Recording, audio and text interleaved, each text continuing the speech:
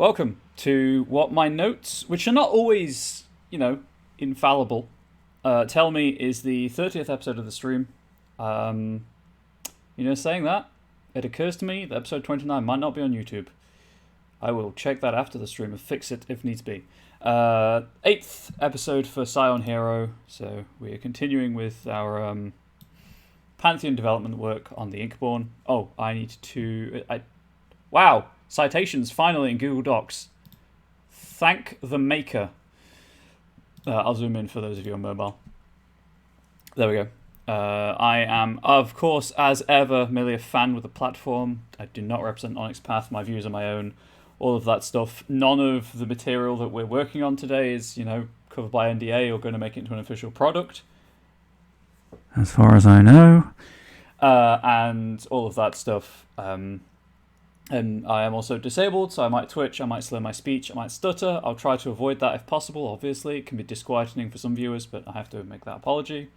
And I do struggle with multiple trains of thought, so, I'll try to finish one before going on to... I'm going to put this up here so I can see chat. So, I'll try to finish a train of thought before going on to the next one. Okay, so this behind me is a cushion. I have, a crappy office chair that I'm using right now. Can I say that on stream? Whoops. I have a not great office chair, but it was all we could afford. And it looked like it had some sort of straight back recline function. It does not. It's permanently reclining, so I get backache, but it's what I've got. So if I keep fidgeting with it, I do apologize. It's probably going to get annoying, but I have to look after my back.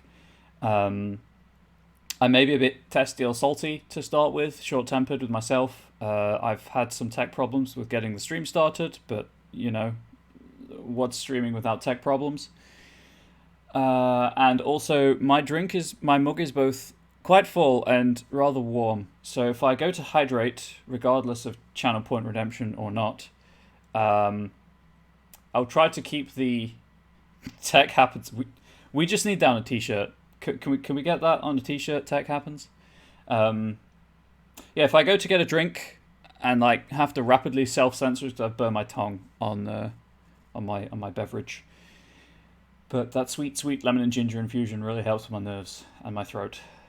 Okay, so my start of show notes are telling me to talk about... Do I have to speak to Ian? That seems like a very Trinity continuum thing. Or technocracy. Anyway. Yes, Monday meeting notes. This is the Monday meeting notes. As ever, the best place to go for weekly updates on projects and Kickstarters and things. Quick summation. Current Kickstarter right now, World of Darkness, Ghost Hunters for the 20th anniversary World of Darkness game lines. I'm eternally mystified why the Kickstarter link is never in the Monday meeting notes. I think it has been once. I think it has been once that I recall. But there's the link for the Kickstarter if you're interested. It's Ghost Hunting for all of the 20th anniversary game lines. As of time of recording, it's at something like 200% funded. $42,350 from $20,000 goal. So if you're someone who doesn't back Kickstarters until they're funded, you've got 18 days. It's already funded. That's cool. And obviously, to tie in with that, there's plenty of actual play and interview content linked on the Monday meeting notes. Interviews with Matt Dawkins and things like that. Some sweet art from Trinity Continuum Aberrant. Notes from the recent Save Against Fear Virtual Con, which I wish I could have attended, but who has time, right? That is the curse of the freelance life. What is time? The return of the Halloween sale is happening on Indie Press Revolution for the physical printed copies, physical copies of Chronicles of Darkness books. So really cool prestige format. And Storyteller Screams. To be fair, that's perfect for the spooky season. But I mean screen, of course. Handy dandy reference material. Drive-Thru RPG also has a Halloween sale, so there are apparently scary good prices on Onyx Path PDFs also. And Redbubble's having got a sale going on with a code that expires on the 15th, which is 2 days hence. I just wanted to say the word hence, I'll be honest. Then you've got more stuff about Ghost Hunters, all the sweet media links. Also, shout out to the program tweet for this show. That was nice. It was great. The tech problems made a liar of the program tweet. So, huge apologies to Honest Path for that. But I was having browser problems. I could not connect to the internet. I fixed it. On sale this week, an adventure for Pirates of Pugmire, which, if you haven't picked up Pirates of Pugmire, is... I don't know, it's definitely up there in my top, 10 favourite RPG supplements of all time. Pirates, anthropomorphic animals, and I can throw smoke bombs, health bombs, and explosions at the same time as a turtle. So what's not to like, right? Also some wallpapers. Preview 2 of Frostlands of Fenrilik. Now, if you're interested in 5e material, Pugmire uses adapted 5e, but Scarredlands just uses 5e OGL material. If you're interested in 5e and you haven't picked up Preview 1, it's free, it's cool. Pun completely intended because it's an Arctic continent. Super hyped for that coming out. In fact, as I mentioned, I think it was last week, once I finished with this Pantheon material, to my satisfaction, some of the Birthright stuff I'll probably do off stream for some surprises. But I'll be going over to Frostlands, Scarred Lands, and if it's out by that point, I do Frostlands material. Who knows? I've just, because of my work on my Patreon, I've been really into the 5e design space recently. No convention dates, and for Scion specifically, what's the project updates for Scion specifically? Alright, Demigod, post-editing development. Now, Demigod, I finally got around to reading the Kickstarter backer preview for Demigod. I'm halfway through it, and boy howdy is it fun. That's really all I've got to say. Very, very fun to read. And might be using some of the pre-release material for my winter one-shot that I'm running for some friends soon. Not Demigod level, obviously, hero, please, but might make use of some of the stuff. Almost likely the Bogovoy Pantheon. Demigod in post-editing development, and that's really it. So that's a very rushed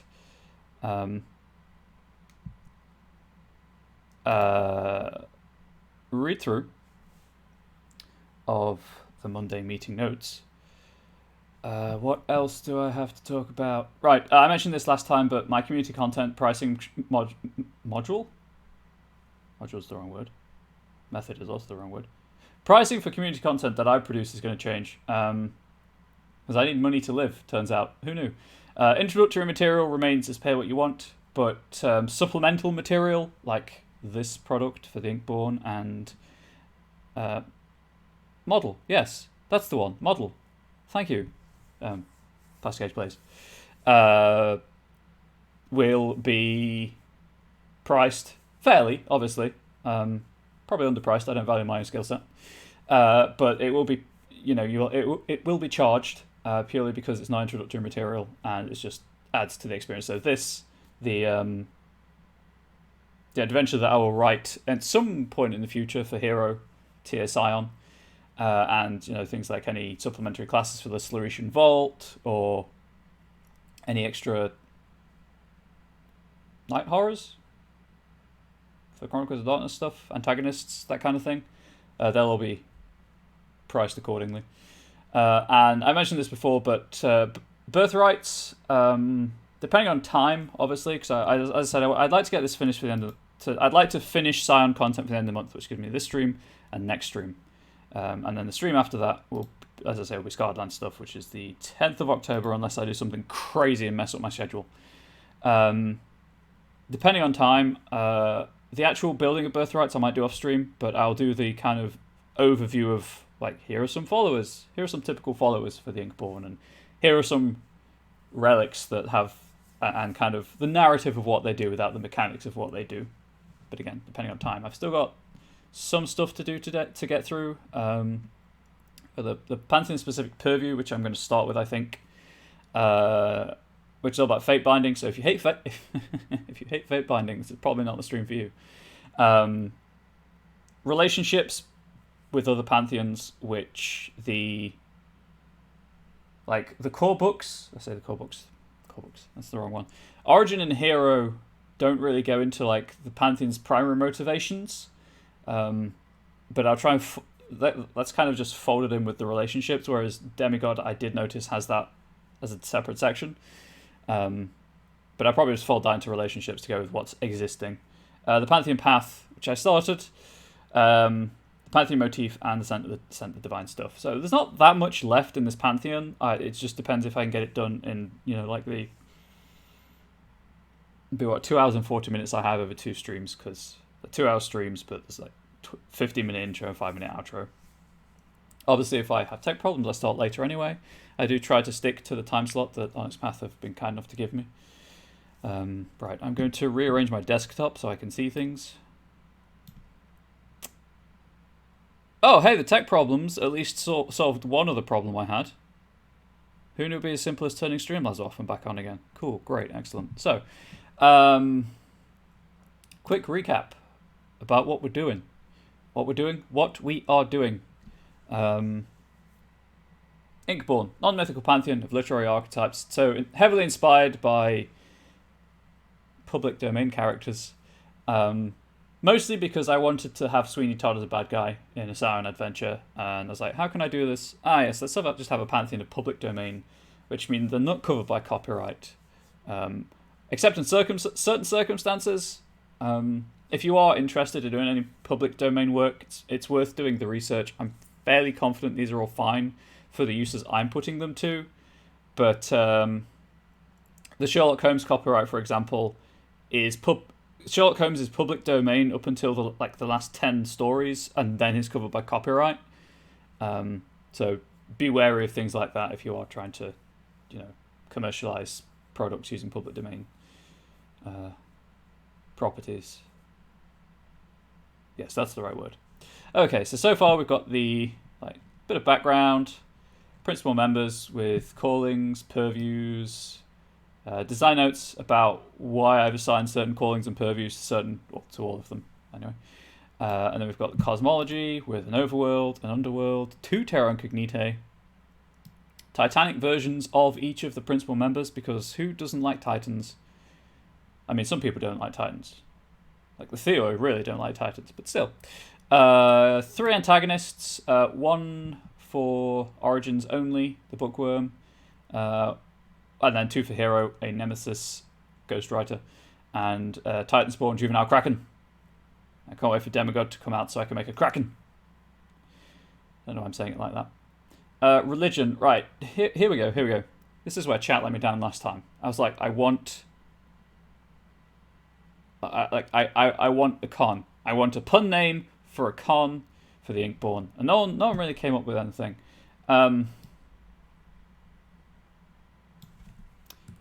Fic-con. Like fiction, but you get the picture. Or fic-con. No, fiction. Fic-con sounds better. It was that or contents, but contents just makes me think of a camping convention, so probably not that. I might add a bit to this if I have time / in editing stuff. Birthrights, I'll cover, but it's like, was it? Followers, guides, relics. There's something else. I'm forgetting some kind of birthright. Also, I aim to make people laugh with these terrible puns. It's all I've really got going for me at this point. Under powers, right? Nope. Traits, there we go. Creatures, that's the one I was missing.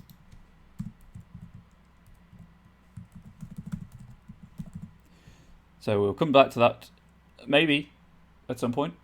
Right, so the Pantheon path is also where the Scent the Divine stuff should be included. Pantheon specific purview is where the motif should be included. And I also need a... See, because I'm not using sidebars or boxes or anything like that, let's just move that so I can see chat again. I don't have the same kind of format. I won't have the same formatting layout in these notes anyway. I might try and make it look sort of official with the formatting. Also, I do have dry skin on my chin and throat, so if I start scratching, I do apologize. I'll try and stop myself, but I might be like, stop scratching, and that's why. Birthrights, I should have put relationships. I guess for now, I'll just put it under Pantheon specific purview, but that'll be heading 1. Okay, so hopefully I don't burn myself, or scald myself technically, I guess it's a liquid.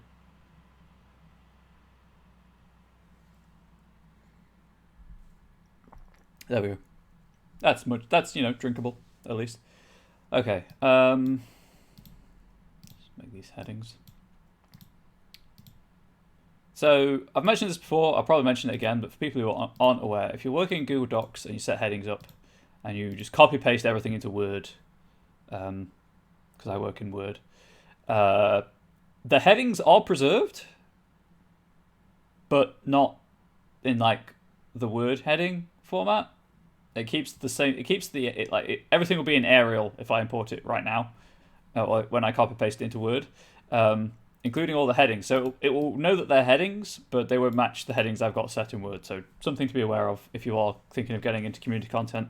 Can't speak for InDesign. I am a pleb. I do not have an InDesign license. So hopefully when I get around to Scardland stuff, there's decent Word templates, because otherwise it's going to look terrible. I say that with a smile because I'm dying on the inside, because I hate I hate making products that look like I've only half done them. Anyway, the Purview. I've been hyping the Purview up. Let's address the Purview.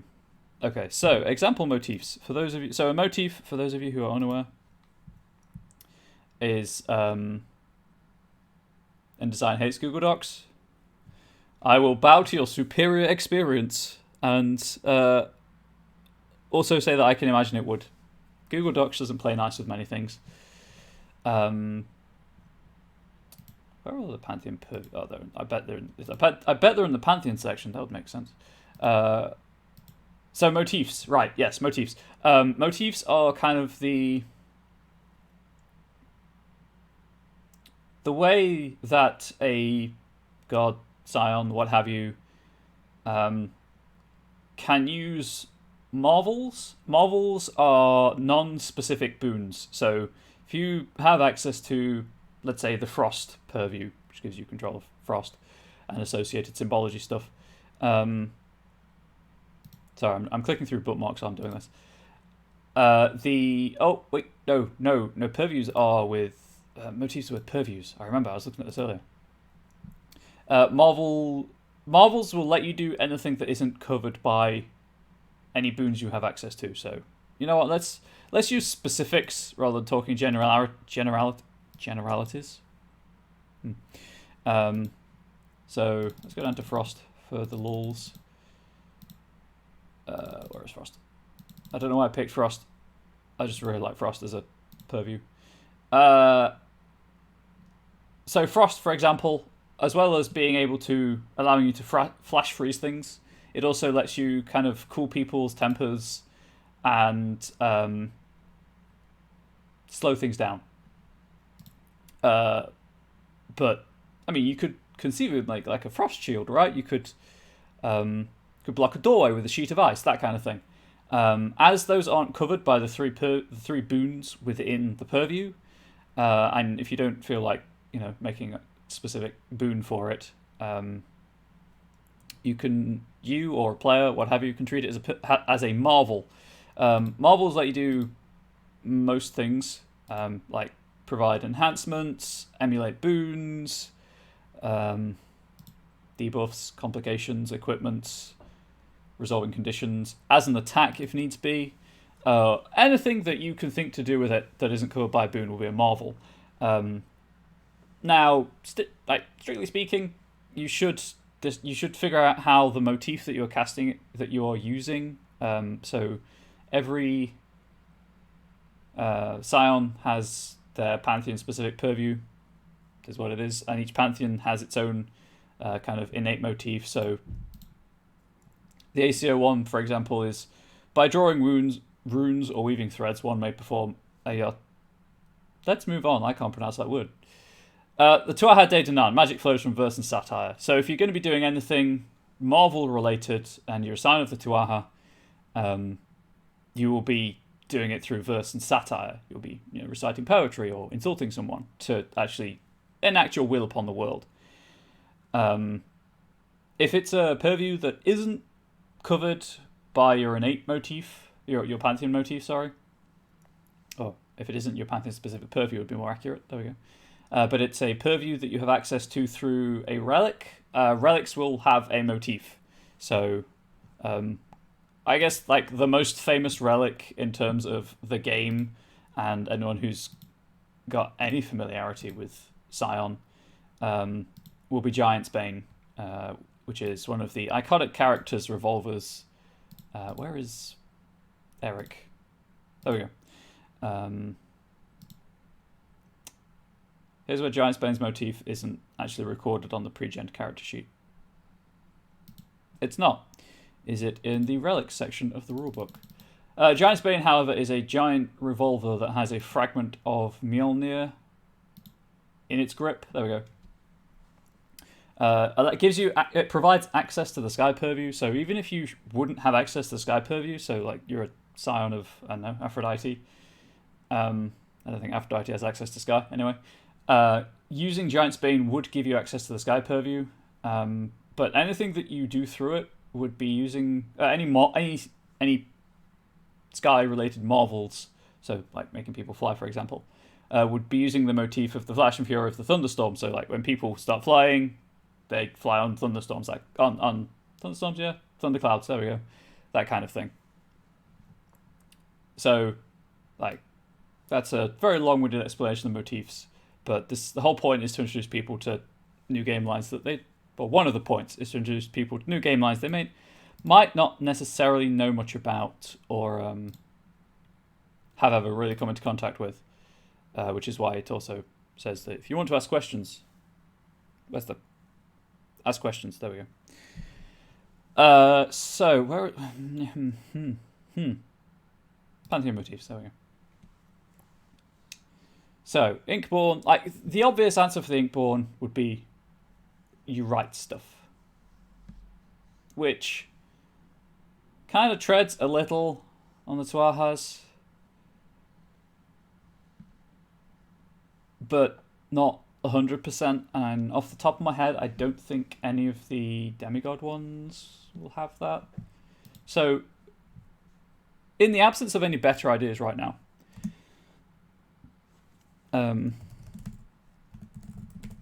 by placing pen to paper, the world around you may be changed. There we go. How is a boon different from a motif? Unstable Dares, good question. So a boon is a discrete application of the purview. Scion characters have legend ratings, and apart from Legend 1, where you have 2 boons, you have 1 boon per dot of legend. It goes up to 10, but heroes generally 1 through 5. There are, in the rulebooks at least, 3 boons per purview, and then, as I say, anything that isn't covered is covered by marvels. Motifs are the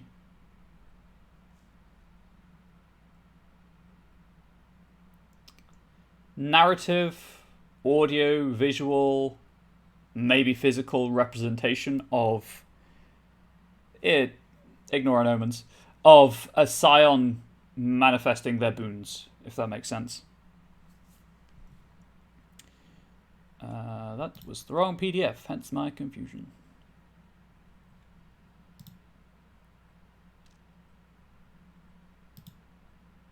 That's the thing. I read it earlier. There was a much more succinct explanation. A motif is something like spell trapping then? Yeah. The motif is how it happens, in a way. Obviously, gross. That's a bit of a gross simplification, but a motif is how it happens, whereas a boon is what is happening.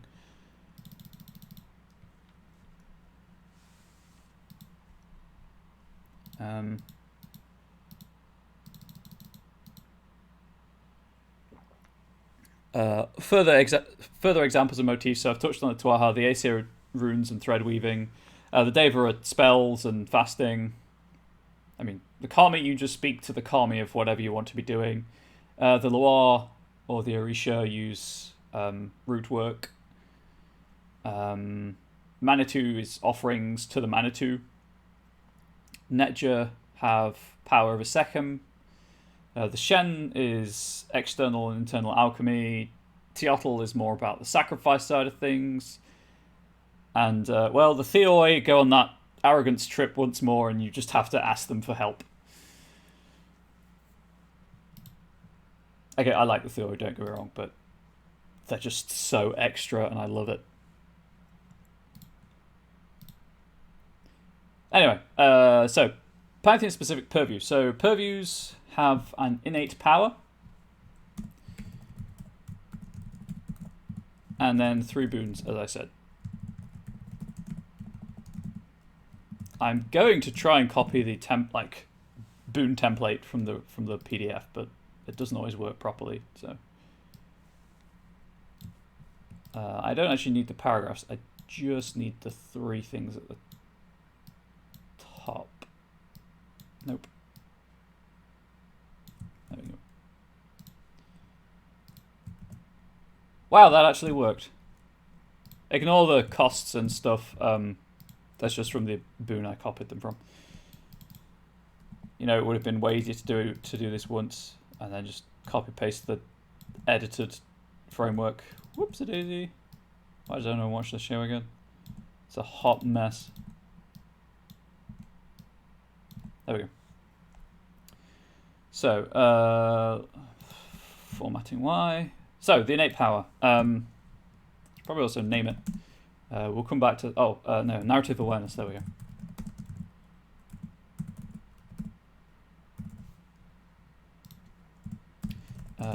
The Inkborn, by their very nature... Listen to it so you don't see the mess. Hey, that's fair. You just hear me going to pieces. The Inkborn, by their very nature, are more aware of fate than many other deities, and have grown accustomed to altering it as easily as it alters them. Innate power. I need a cool, snappy name for this.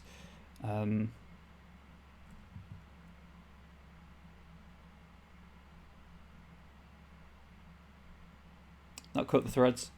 I guess that's obviously a very Western view that fate works on the loom, so I want to step away from that. I mean, obviously all of the aliases I've listed here are from Western literature because that's what I'm familiar with. Those are the character archetypes I know. So I do apologize for that. I mean, I know some non-Western literature, but not much. And a lot of the stuff Ooh, a wheel. I do like that. Yeah, a lot of the stuff I do know is more religious in nature from my degree. And is therefore covered elsewhere, shall we say.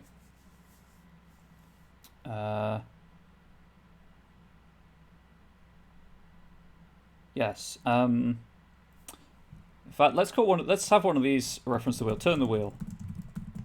There we go.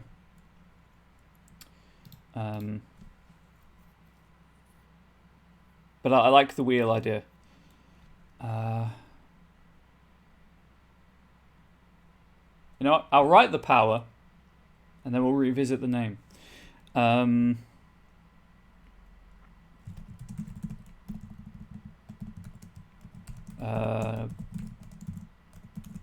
By spending a few minutes with someone,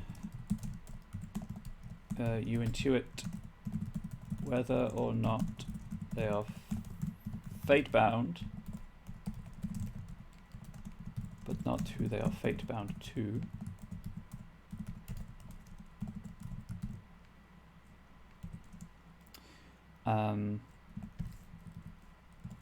Or the nature of the binding.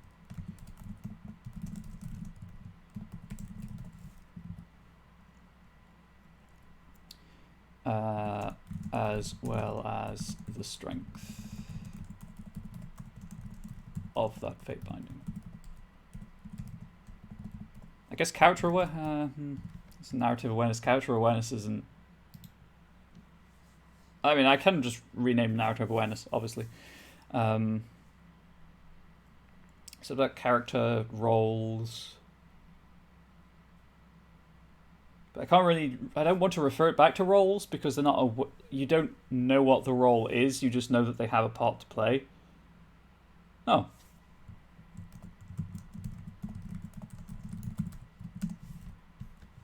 I mean, strictly speaking, the innate powers don't have names. I really like naming things. It's something that I like to do. Also, innate powers usually have a thing about momentum or Clash of Wills. You know what? Let's go with it. You may spend 1 point of momentum per level to learn the role of the fate binding.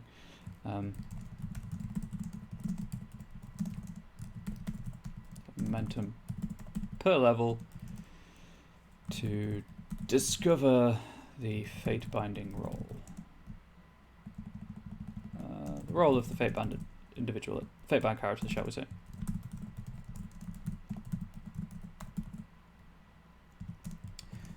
If you are in presence of both characters involved in a fate binding, fate voiding, what? Oh right, yeah, same thing as last time. My partner's using my USB keyboard, so unfortunately the webcam's going to shake due to the way my setup works.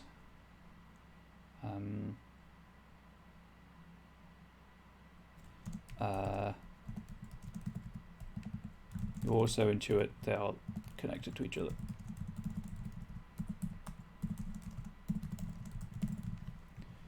Let's have this down here.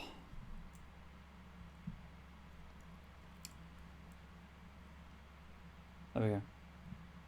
I really should get rid of that. There we go. Okay, so I'm just going to do some quick notes here and then expand upon them and talk through thought processes. Turn the wheel. This is going to change one fate binding role to another.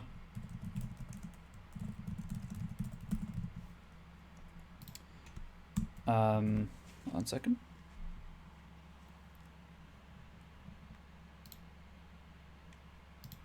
I'm just checking the companion, see if there's any kind of like, hey, one boon usually does this, one boon usually does this.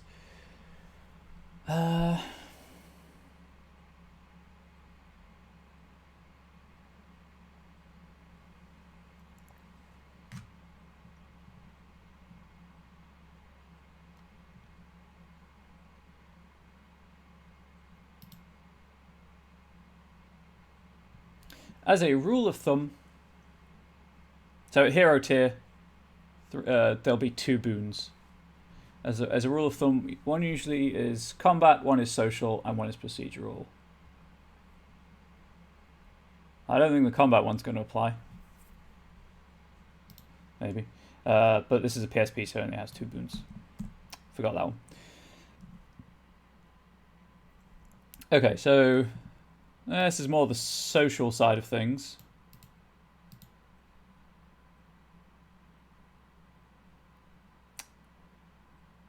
Procedural is like clue hunting and investigation stuff. Everything I'm thinking of... Sorry, I should stop leaning forward so I'm, stay in frame. Everything I'm thinking of is kind of covered already by the innate power, if I'm being honest.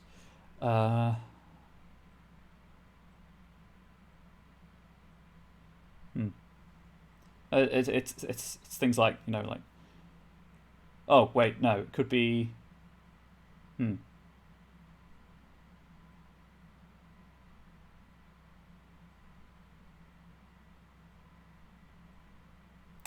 So, I don't know, I'm going to talk through something, mostly because vocalizing ideas helps sometimes.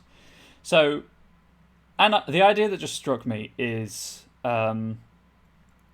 let's say imbue one legend, and for the scene, gain like +1 enhancement to on social roles made against the character whose fate binding role you know, because it ties it with the innate power and kind of builds off of it.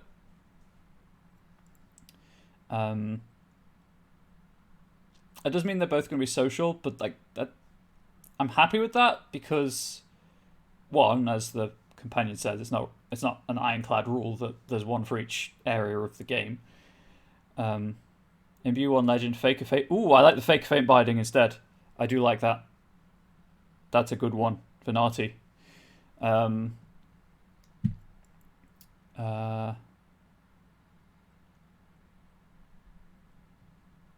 Is Fate's own designer saying? Anyway, let's say fake of fate binding. Okay, so let's. I know fate binding acrobat is out of memory apparently, so that's gonna be a problem. So I know fate binding does give you benefits. So let's see if I can figure out.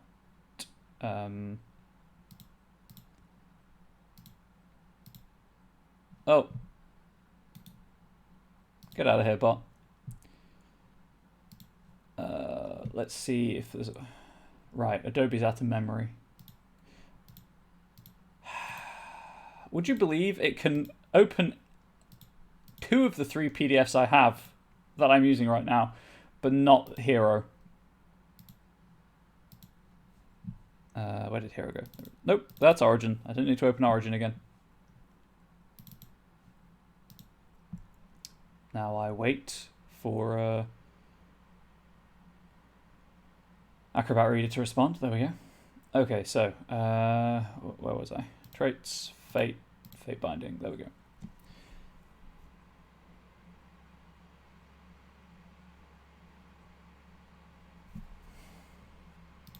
So let's think this through. So if you could fake a fate binding, what would that give you? Probably be limited to strength 1. So you could invoke the condition for minor benefit.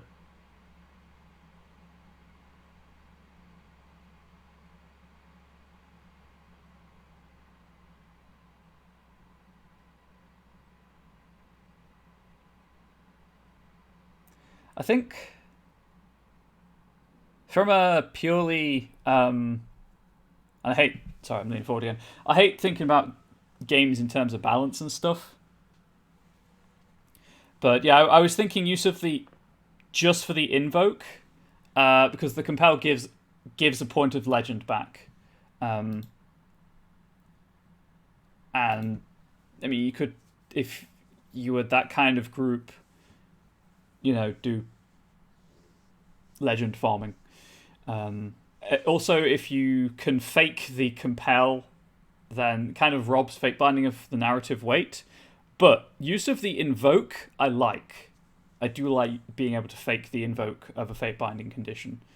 I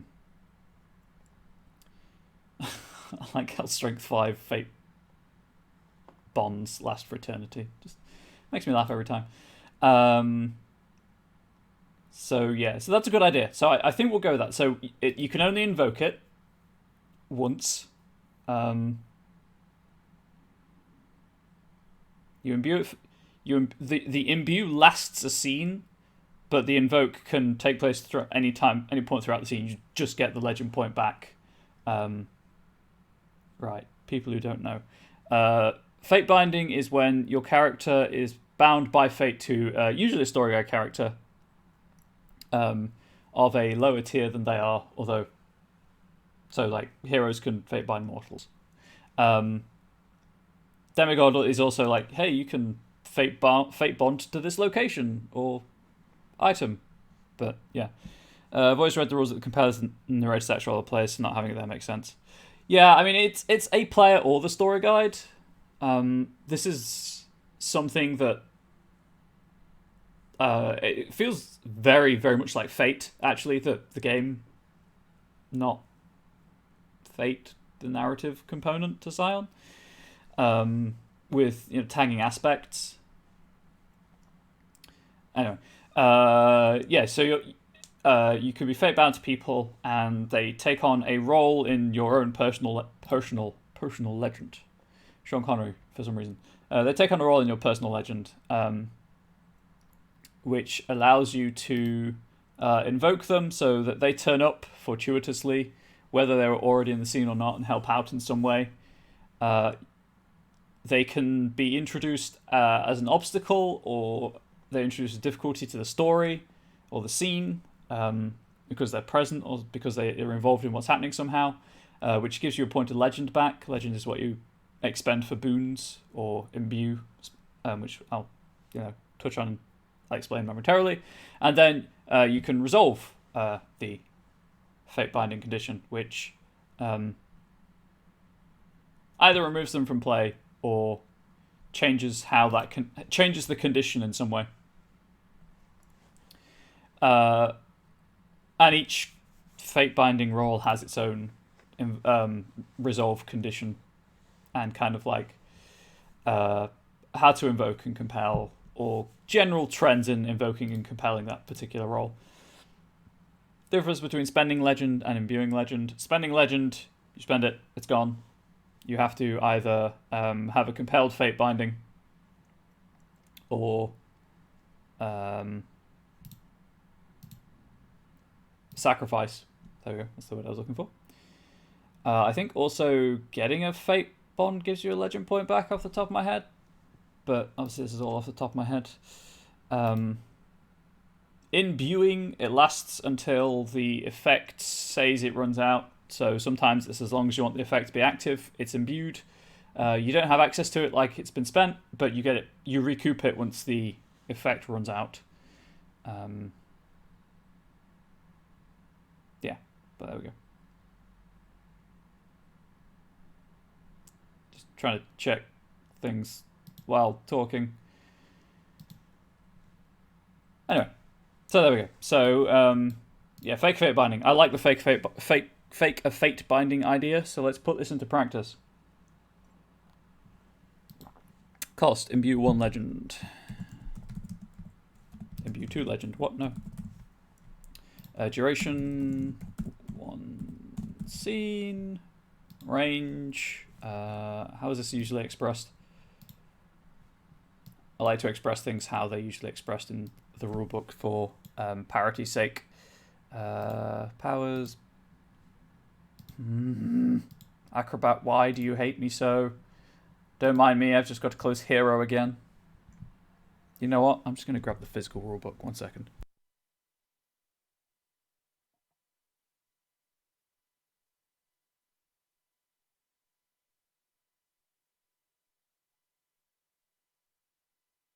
Okay, I have the physical book. It's going to make copy pasting things awkward, but there we go. Those are antagonists. Those are not purviews. Right, short, medium, long, etc. Let's have medium. Also, I hope Acrobat. I might have to see if I can update it, because I hope it fixes itself for Scarredlands. Because if this happens again, for when I go into Scarredlands material, I do not have the physical book, or for Pugmire if I ever do Pugmire material for that matter. Feel like it should be called edited in. Oh, that's great. That's great. There we go. Edited in or retcon? Oh, wait, no. Turn the wheel. Turn the wheel is great, but retcon. Medium. Let's just have it as a simple action.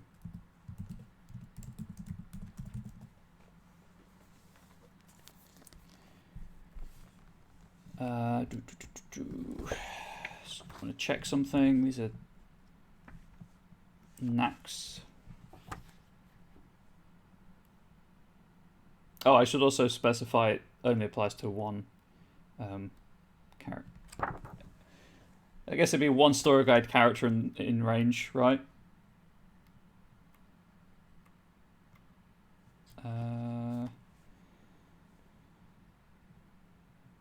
Simple, reflexive, or complex.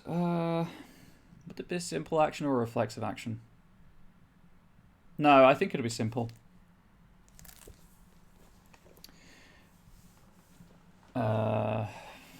Okay, so actually I should probably also check where target goes in. Turns out I did not copy-paste the good one. Cost, duration, subject goes under duration.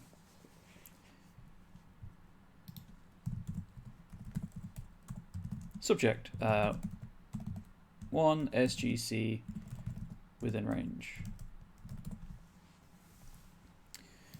Okay, right. I'm just going to close Acrobat, because apparently Acrobat just doesn't want to work today. Although I have been having problems with it, so as I say, I need to update it. So things are going to be a bit slower for the rest of the stream, as I have to flick through the physical book. Hopefully I can update Acrobat. So there's like there's a bit of a narrative thing going on, and then the mechanical weight, I guess. Okay, so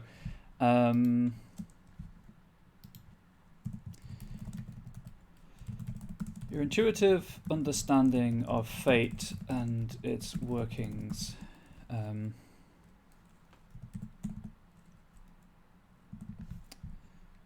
Your intuitive, if shallow, understanding of fate and its workings allow you to take a more active role in. Can you open it in my browser? Oh, that's a good point. I always forget that I can open PDFs in my browser. How does one do that? Because I don't do it very often. But for this, there's really no point not doing so, actually, because it's not form fillable or anything. Where did Mistress of the World go? There it is.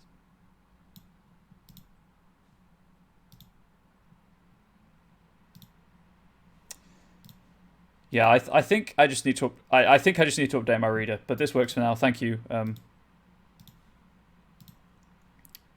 out of here.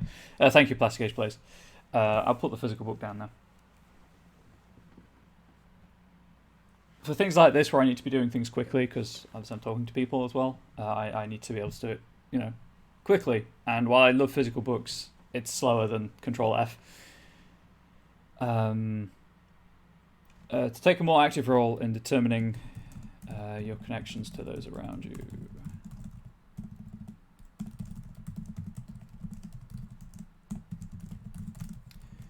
Whilst you are not able to fully influence others with your legend, you may temporarily ensnare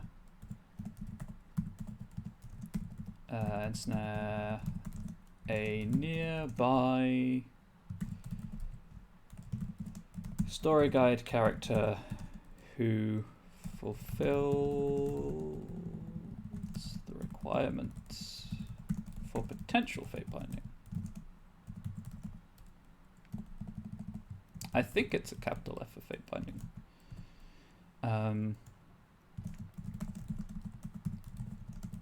For the duration of the scene,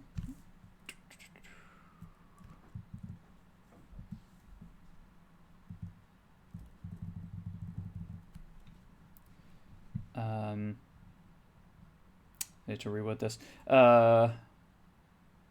You temporarily ensnare a nearby story guide character, comma, who fulfills the requirements for potential fate binding, comma, in your own story,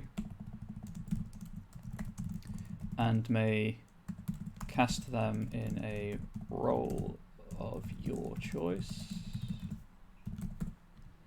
For the duration of the scene, you gain access. Even better, you are able to invoke. You are able to invoke that fate binding.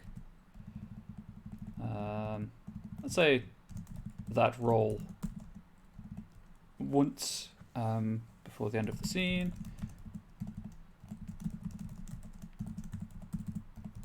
Does that make sense to people who've played Zion? So, I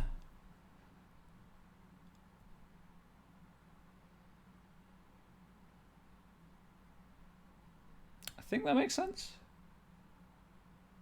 Nearby character who could be fate-bound. Give them role of your choice. You may invoke that role once before the scene. It is at least sense adjacent. Thanks for that. That's all. I always aim for adjacency. You may not benefit from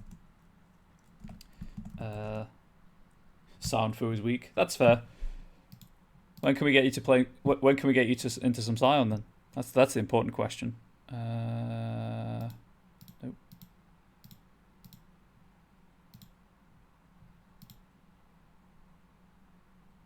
Are they conditions or roles? God, this is gonna take some getting used to.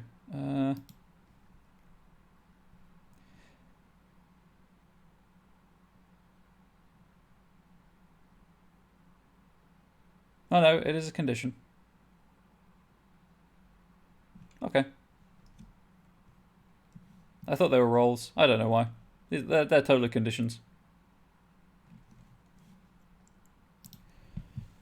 We have a meeting about that very thing later today. Ooh, most excellent. I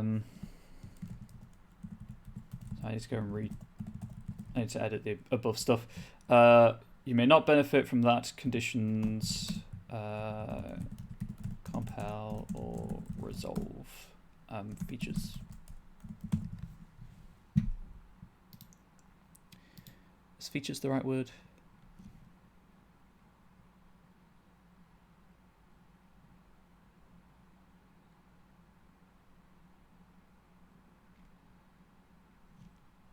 Effect. Oh, they're role conditions. That's where my confusion is coming from. Components. Let's go with the effects.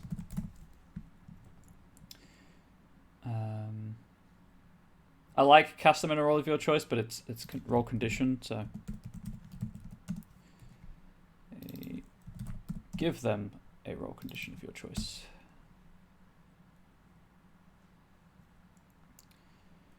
I think that's cool.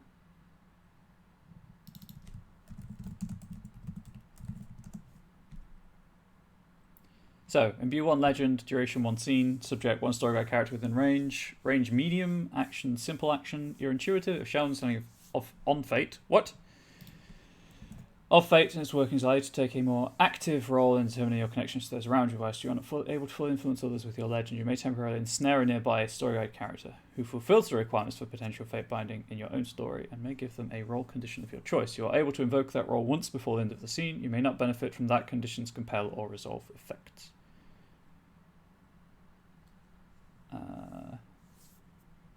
That lasts for the duration of this boon.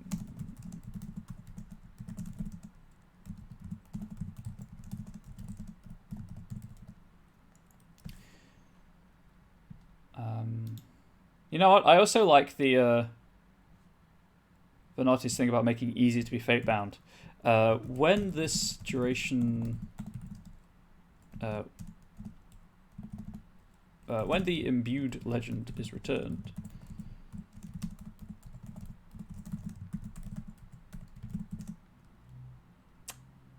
do we do it as the story guide must see if they're now fate bound, or do we do it as the story guide can see if they're fate bound?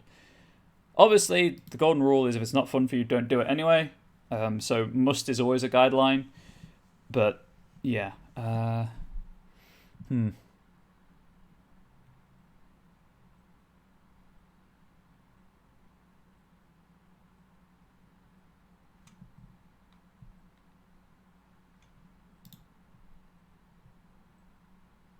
Must. Cool. Royal Legends if they get a success fate bind.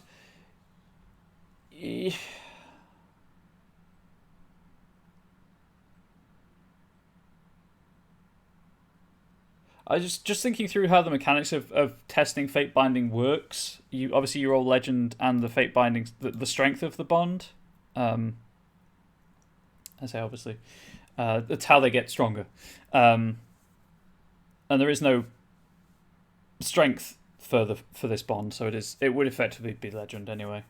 Yeah, so yeah, we'll do that.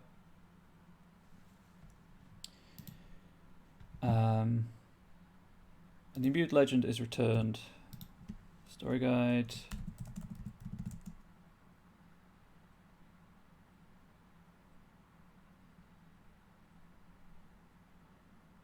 Thought. Possibility. Treat it as any other fate binding, just with strength 0. But every time you use edited in on the same story guide character, it like any. Well, you only need 1, to be fair. You will only need 1 success, so that doesn't make sense. Ignore that thought. That was a pointless thought. Story guide must roll the Scion's legend rating as a simple action. If any successes are generated, the roll condition gains a fate binding strength of fate binding.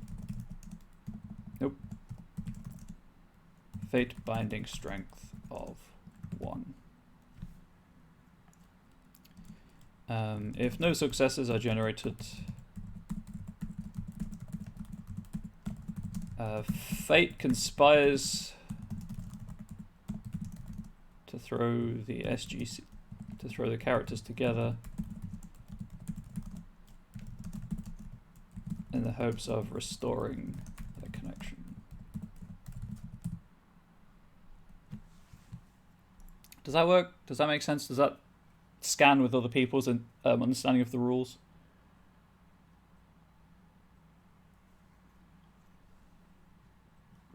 I'll just check for capitalization of fate binding and strength. Strength is actually capitalized.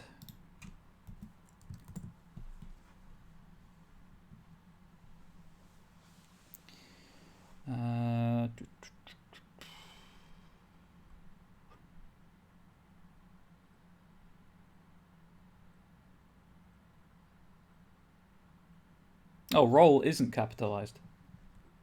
Condition is, but roll isn't. It's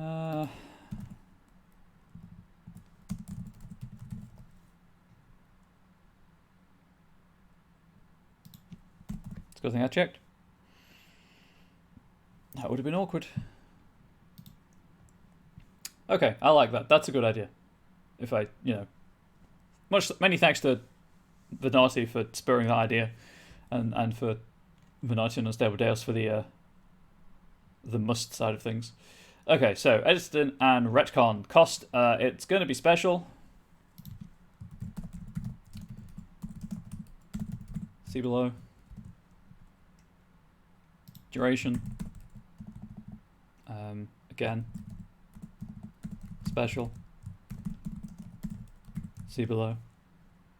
Some of your favourite parts of TTRPGs messing with the rules. Oh, yeah, that's why I love it. That's why that's why I'm so happy I'm so happy Onyx Path have the community content programs.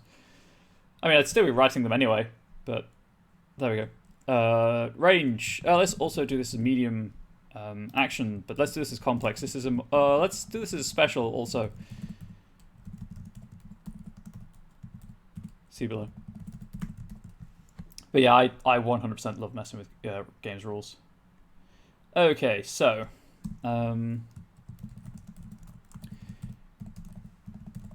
your control the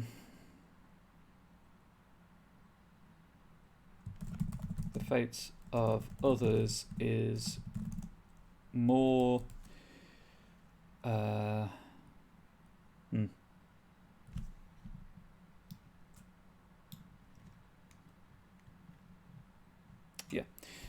whilst you have little control over the fate bindings you find yourself subject to. Little, not no. you are able to manipulate those of others more easily.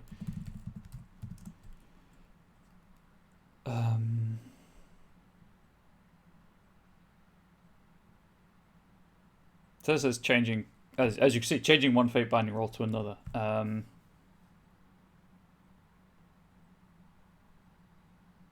I don't think fate would be happy about this though, so I do need to draw back. We'll get to that in a moment. You are able to manipulate those of others more easily. Be cautious, however, as fate will only tolerate so much tampering. By imbuing one legend, you may change the role condition of one story guide character in range to another.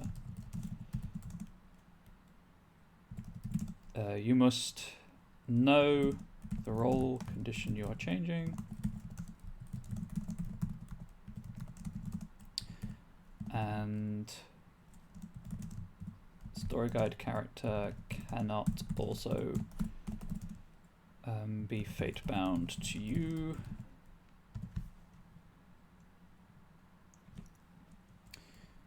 Do we have the Scion they are fate bound to in the scene as well? I think not, because this allows tricksters to do their thing. This effect lasts until the end of the scene, at which point you regain the imbued legend.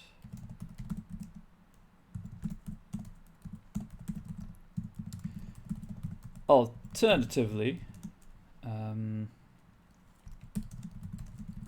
you may spend one legend.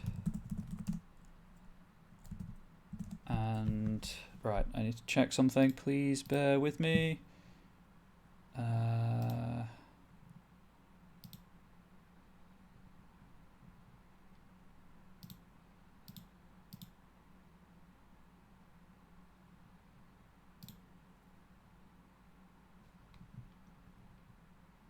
Don't want mixed actions. Have I gone? Have I passed complex actions? I want to know how the game parses thresholds. Not thresholds.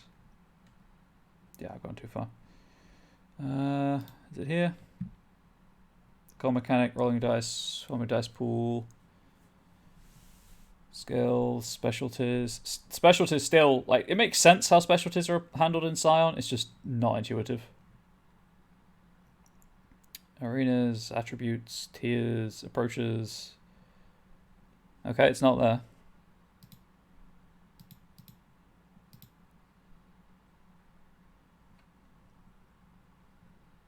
You know what? I'm going to risk the index. Let's see how well this goes.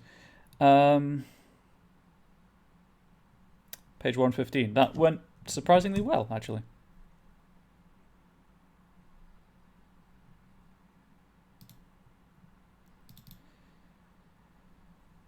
Or did it? Or did it? Character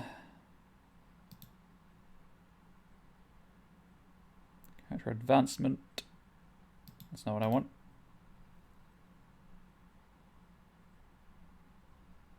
Oh, I see what it's telling me.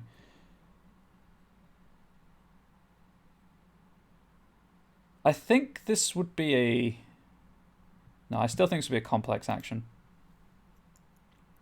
See complex action.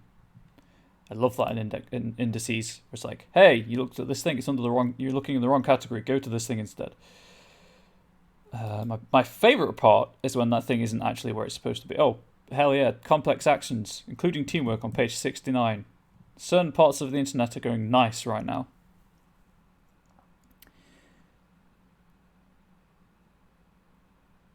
Milestones, that was the word I was looking for.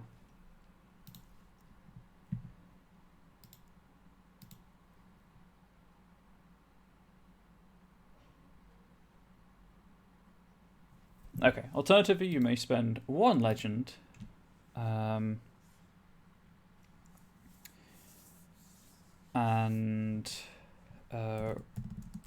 roll your legend rating plus what would make sense in this circumstance.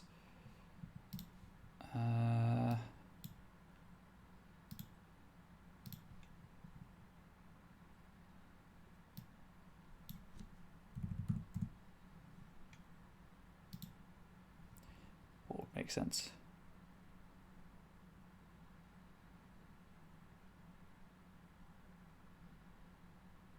Pantheon path? Would that work? Because obviously a Pantheon path is related to how much you kind of view your Pantheon as being important, but that doesn't have a rating assigned to it.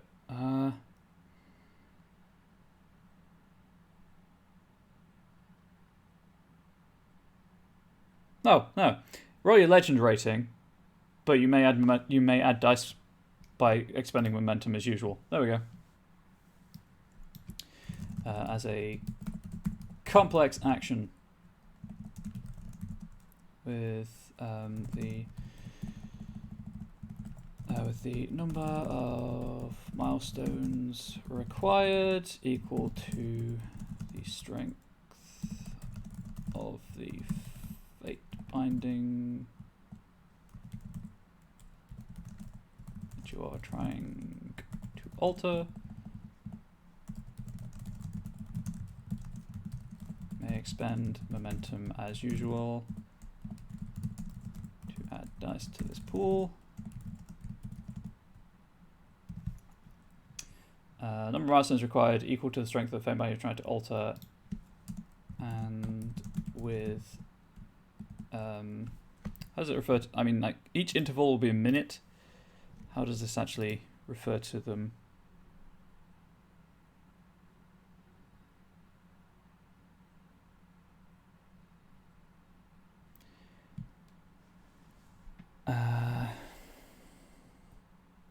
Sorry, I need to read this properly.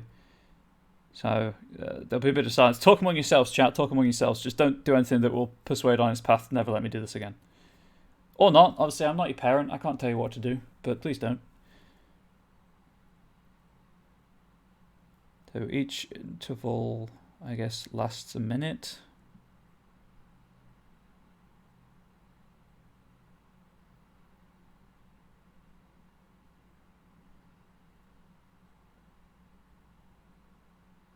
Has a difficulty equal to half the strength, the fate binding strength, rounding down, minimum of 1.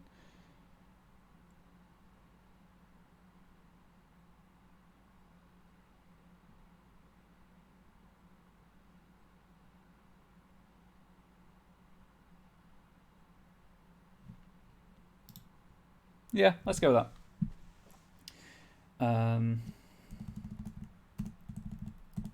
This needs rewording then. As a complex action, each interval of this action lasts for 1 minute and has a difficulty equal to half the strength of the fate binding.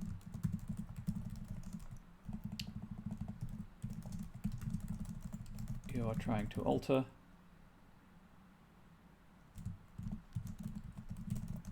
Running down and with a minimum of 1. Because, you know, no auto successes. Number of milestones required.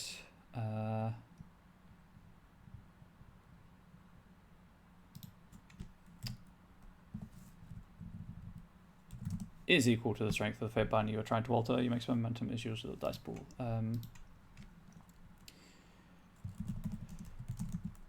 You have have accrued enough milestones.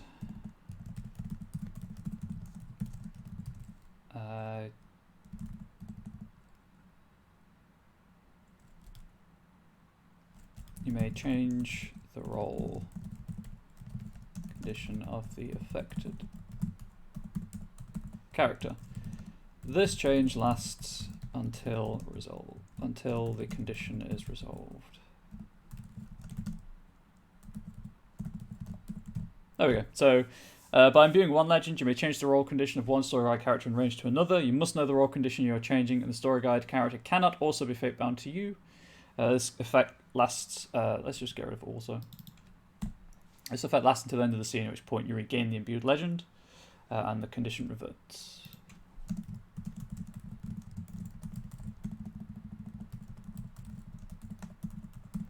Alternatively, you may spend one legend and roll your legend rating as a complex action. Each interval of this action lasts for 1 minute and has a difficulty equal to half the strength of the fate binding you're trying to alter, rounding down with a minimum of 1. The number of milestones required is equal to the strength of the fate binding that you're trying to alter. That's repetitive change. You may expend momentum as usual to add dice to this pool. When you have accrued enough milestones, you may change the roll condition of the affected character to a different roll condition.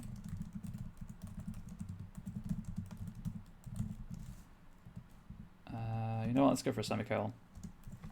This change lasts until the condition is resolved. Get rid of that.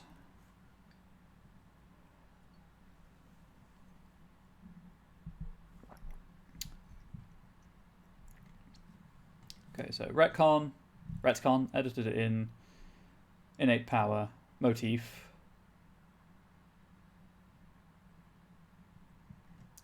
Right, I need a drawback now. Is it worth suggesting Clash Royals and trying to mess with fate binding of higher tier characters, or is that overcomplicating it?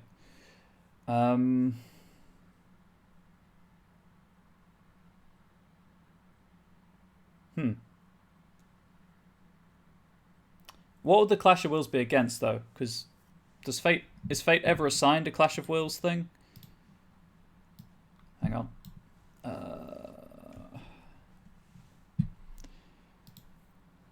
I like where you're going, you know, fate binding higher tier creatures. Hang on, let's just check this momentarily. Where is the section on fate binding? High level fate bindings.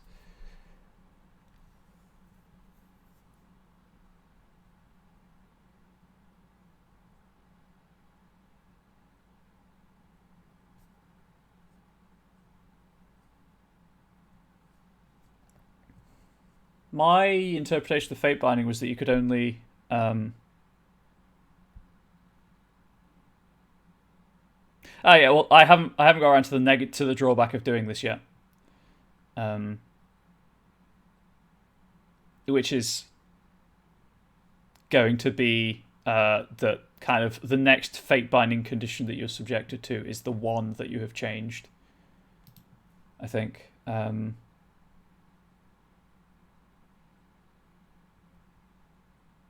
Carry on, torch yourself out of it. Only story guide characters may be fate bound. Yeah, so you can't. Oh, I see what you mean anyway. There's a Story Path Nexus book by T.J. Wilson that covers New Gods, Elend, and Brittle, this novel turn TV series. What if Inkborn would be an alternative to bring those deities in Scion? I will say that perhaps there was some inspiration from that certain British author's novel turned TV series, and you could definitely do it that way, as like certainly with this stuff. Although like this is Titanic stuff. Yeah, like the creator could be, I don't know, a certain technologically based male child. The narrator could be media, etc., etc. You could do it that way. I could see that.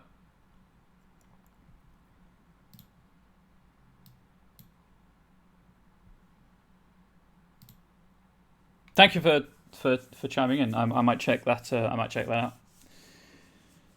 out. What was I doing? Right. Yes, the drawback.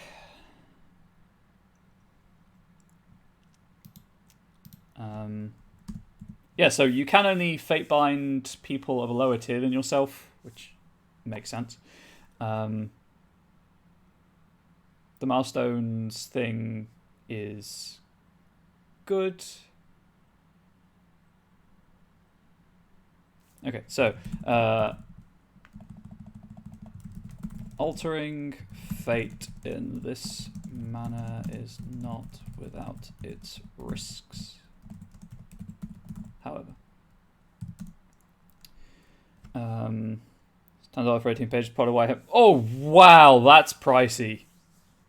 Yeah, no, that's pricey. That's a prime candidate for account credit right there, and even on principle, I might not. Like, I'm sure it's good, but that's $1 a page. Well, $1 for nearly every 2 pages, I guess. Altering fate in this manner is not without its risks, however.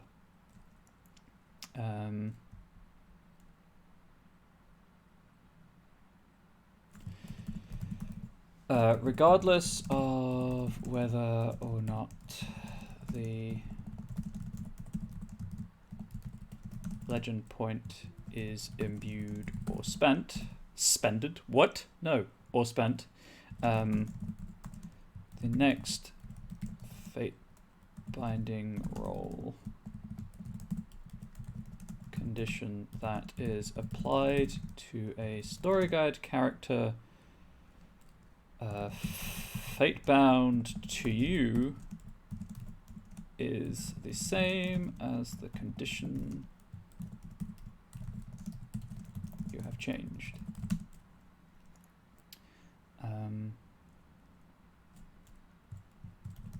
If the legend is imbued, this starts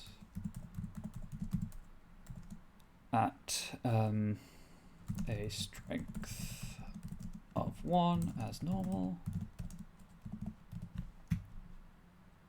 There we go.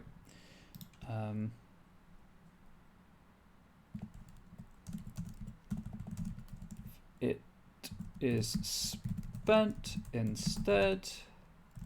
This starts at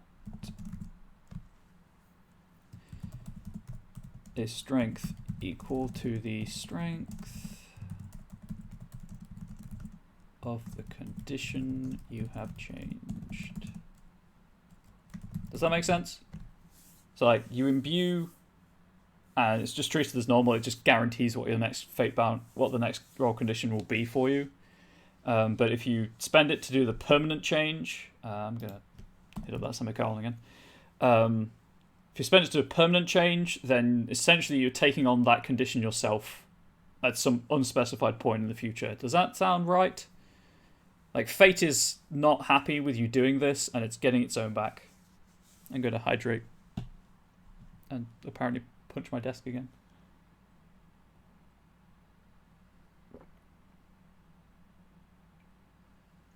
The one you changed from.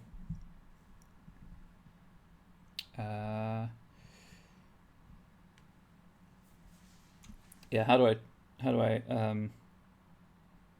let's say the original condition.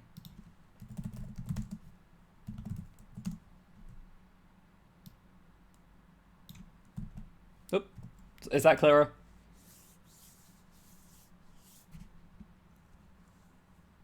Sounds pretty awesome. Why, thank you. I try.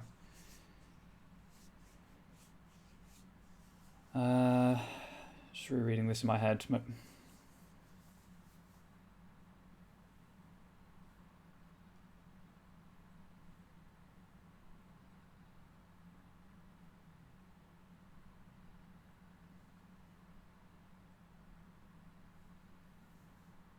So, right, this needs some clarification.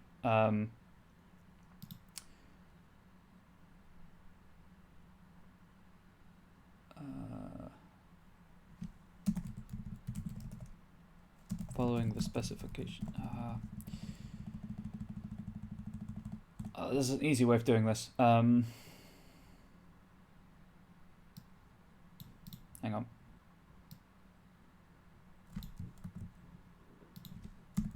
There we go. The following options both use the same, both have the same requirements.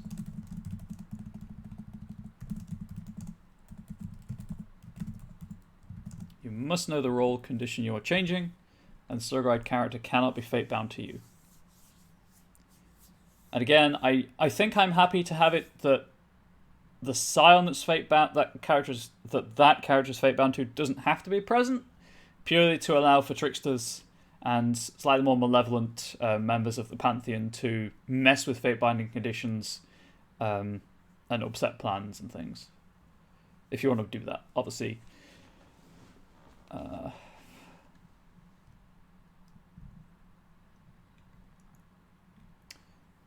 Let's just have a slight design note. Where would I put that? So Loki, pretty much Loki, yeah. Yeah. Yeah.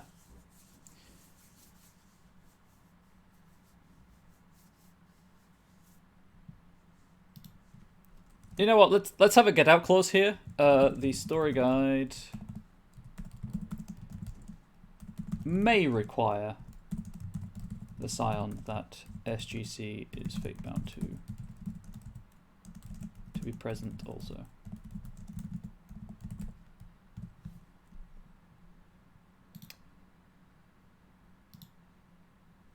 It's technically not incorrect, it just looks horrible.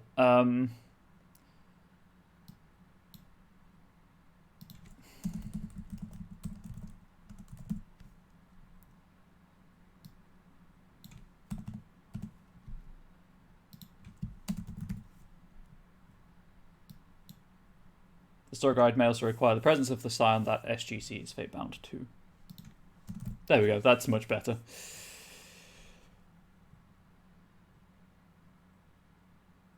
Right, well, that's cool. For like 10 minutes before I should start thinking about wrapping up. What can I do in 10 minutes? I can elaborate on the Pantheon path. Let's do that. Which then leaves next stream for the birthrights and the relationships. Or just... I think I'm going to prioritize birthrights over relationships. Just because I don't know if I have time to research relationships to the extent that I'd like to. Okay, anyway, so Scent the Divine. People who are not familiar with Scion may be asking what Scent the Divine is all about. Scent the Divine is a knack for heroes, for origin characters, so mortals, and hero characters to take. Demigods automatically have it. It's just part and parcel of being a demigod, where you can... you don't know what Pantheon that whatever thing you're interacting with is a part of, but you get some sense of it. It's up to you to learn that certain motifs relate to certain pantheons. Where has it gone? There it is. So, for example, the Aesir scent is of burning amber with a snap of electricity, or the Orisha have rum and tobacco with a drum beat in the background. So there we go. That's what that's all about. So for the Inkborn, obviously, we're going to have smell of old books, sound of a pen on... sound of a quill writing on parchment. Let's put some spaces, line breaks in here. There we go. Okay. So, short-sighted versus forward-thinking. As a pantheon of literary archetypes, the Inkborn are extremely aware that any story can end, that any plot line can remain unfinished, and that any character can be written out of the narrative.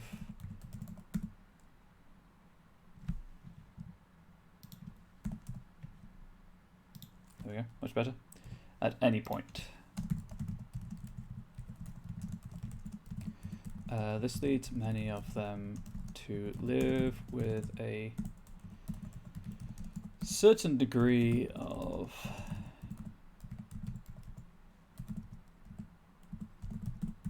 short-sightedness. Their plans rarely extend further into the future than the end of next week.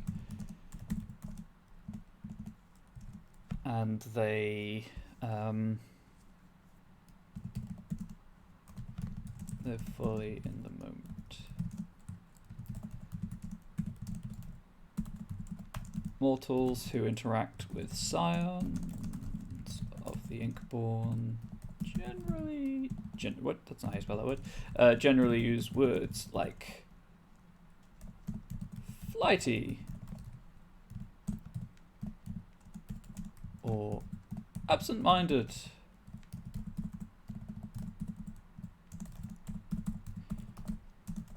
To describe them.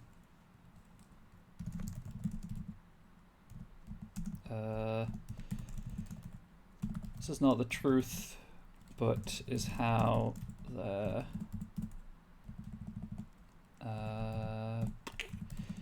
innate drive to fully, to entirely live within their moment-to-moment experience.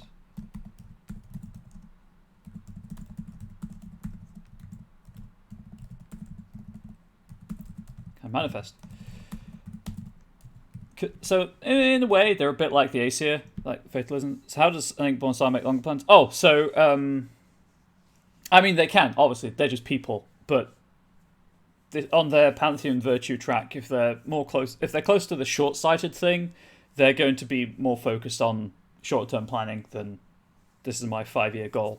Whereas if they're at the other end, on the forward-thinking side of things, they're more into the long-term than the short-term. Does that make sense? So, I don't know how much you know about Scion, but for people who don't know, Pantheons have virtues, which are usually kind of like conflicting ideals. So the Aesir, for example, have fatalism, because Ragnarok is coming. The end of the world will happen, and many of them will 100% die there. But equally, their audacity, it's like all about yelling in the face of fate and things like that. What other examples are there of virtues? There's a handy dandy list of virtues somewhere in here.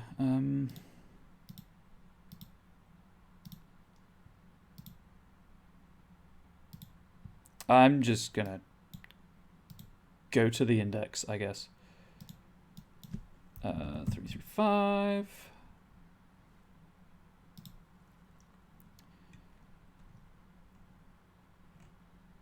How do I alphabet? That's how I alphabet. 189 to 190.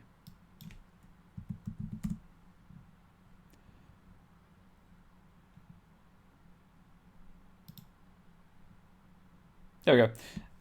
Every Aesir is doomed to die, and even the newest members of the Pantheon wed themselves to the dire fate the elder gods will meet. Yet is not the greatest heroism to be found in the darkest of moments. Or the Deva about doing what duty expects of you, but also acting in accordance with your conscience. Also, I mean, the Tuatha, honour is internal self-worth, prowess is ability to back it up, and how you move between the two of those. The Orisha, being trapped between tradition and innovation, all of that stuff. Sincerity versus right action, hunger versus sacrifice, yes. I'll just go through them all. Aesir, audacity versus fatalism. Deva, or Dewa, duty versus conscience. Kami, sincerity versus right action. Manitou, pride versus dream. Netja, balance versus justice. Orisha, tradition, innovation. Shen, yin versus yang. Teotl, hunger versus sacrifice. Theoi, egotism versus kinship. And the Tuatha, honor versus prowess. Obviously, additional pantheons in additional supplements will have additional virtue tracks. But when you are fully embodying one of those virtues, you can gain the virtuous condition. Every point of momentum you spend to augment a roll with that virtue gets an extra die. But you have to continue to act within that virtue. You can't act against it. Every time your virtue rage causes trouble or stops you from acting rationally, add a point of momentum to the roll, and then acting in accordance with the opposing virtue will resolve the condition.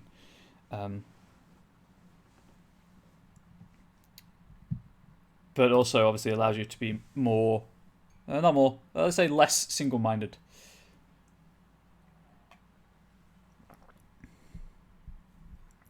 Conversely, much like, this is where I touched upon the death card in the tarot a couple of streams ago. In the tarot, the end of a story, the end of one story, can merely be the beginning of another.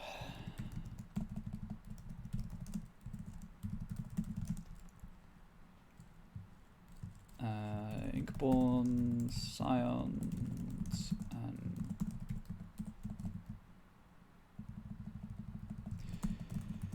let's say members of this pantheon who take the long view of things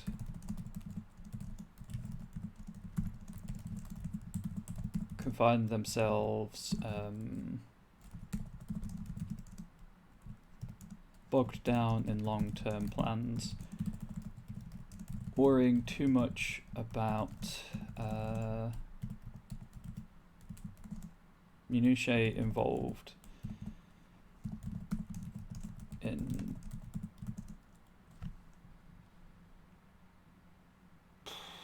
I don't want to repeat plans.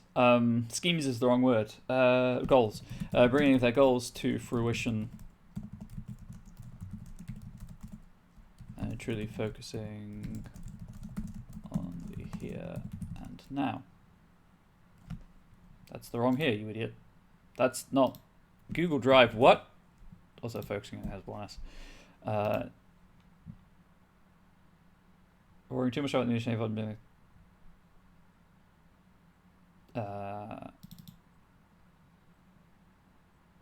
too truly focused. There we go.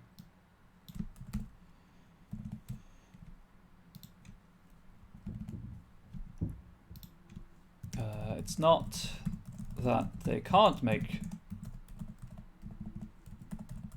short-term plans, but they are driven to consider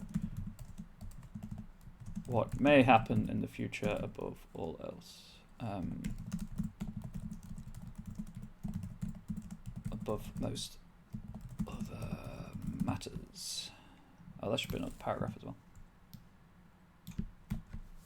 Resolving virtuous when you've got to be both short-sighted and forward-thinking at the same time will be an interesting challenge. Exactly, but they're always like that. Like with the ACA, what's the point in being audacious if you're just going to die?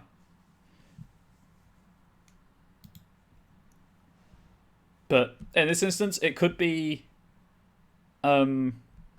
like making a series of small short-term goals that pay off in the long run. That kind of thing. There's usually a third paragraph. What's that third paragraph about? Where's Pantheon? Where's the Pantheons chapter? There it is.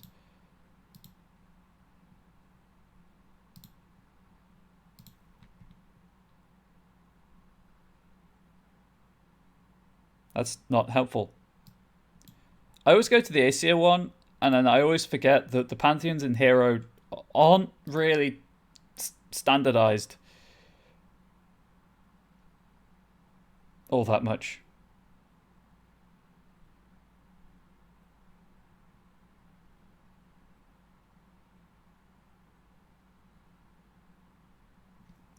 However, these do all seem to be posing questions about the thing.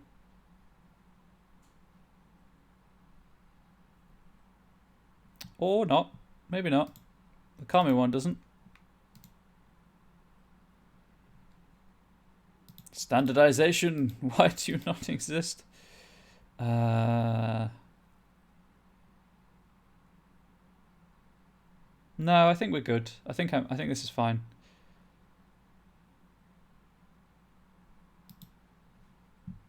This is where where information, like a summary of the Pantheon specific purview, is also involved.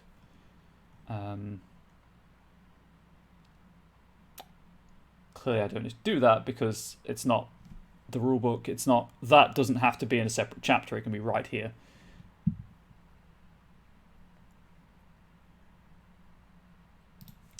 However, that isn't to say that fate doesn't push back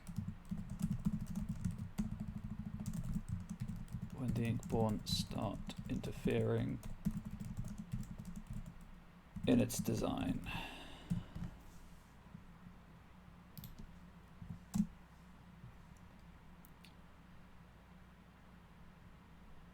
So next stream again will be the, where's my calendar? There it is. The 27th. I'm aiming to finish at least the Birthrights overview, not the mechanical Birthrights, but the Birthrights overview. For mechanical Birthrights, I might just try and pick one of each to do, maybe two, who knows. Hopefully get the Birthrights finished, and hopefully get the relationships sorted by the end of next stream. And then when this is finally released, it won't be $10. I'd probably $2.50. That is not a guaranteed price, but that's what I'm looking at. What is the page count right now? 24 pages. Yeah, somewhere around there maybe. I was gonna say, when that's released, I will do some mechanical stuff for the Birthrights. 1 or 2 from each section.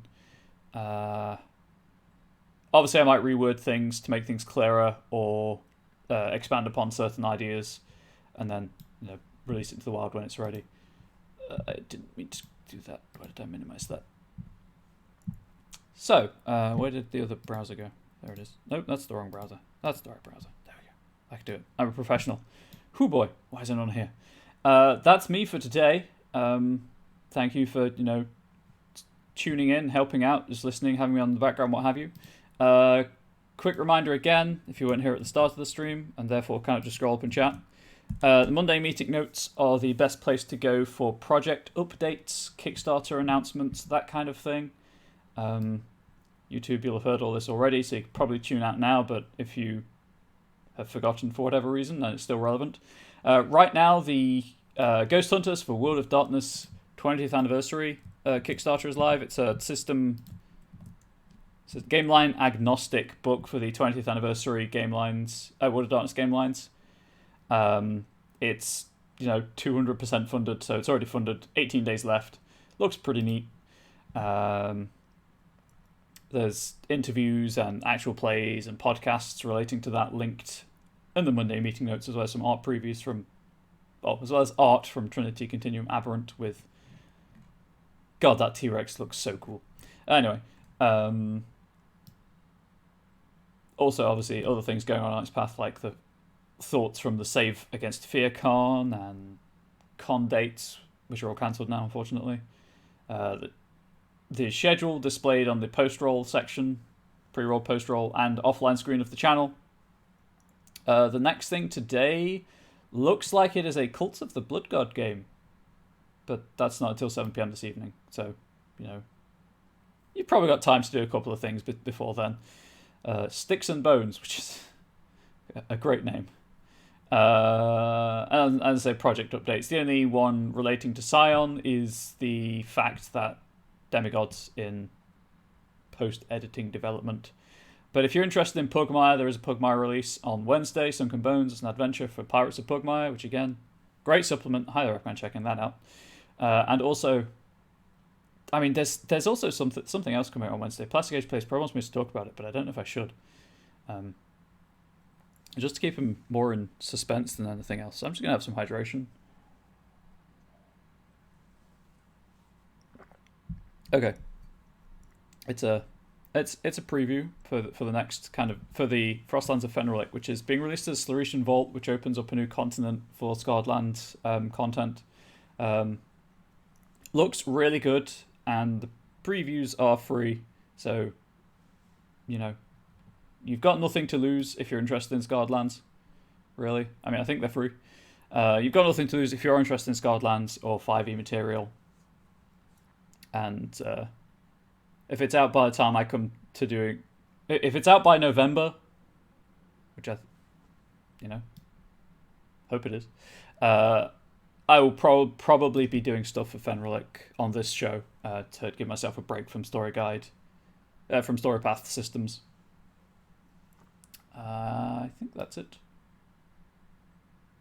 Previews are in fact free. There we go. There's confirmation from Plastic Age Plays himself.